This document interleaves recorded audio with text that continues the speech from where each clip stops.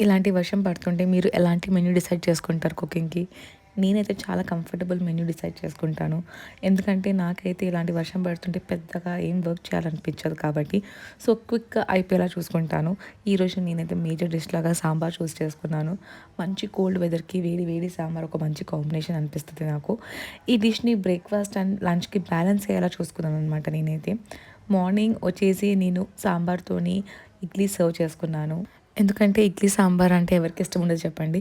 చిన్న పిల్లల నుంచి పెద్దవాళ్ళ వరకు అందరూ ఇష్టంగా తింటారు. అది వేడి వేడిగా సర్వ్ చేస్తే ఇంకా ఇష్టంగా తింటారు కాబట్టి నేనైతే ఇడ్లీ సాంబార్‌ని మార్నింగ్ బ్రేక్‌ఫాస్ట్ లాగా చూస్ చేసుకున్నాను. అండ్ లంచ్‌కి అయితే నేను దానికి ఒక సైడ్ డిష్ లాగా ఆలూ ఫ్రై చేసుకొని white rice, aloo fry and సాంబార్‌తోని నా లంచ్‌ని సర్వ్ చేసుకున్నాను.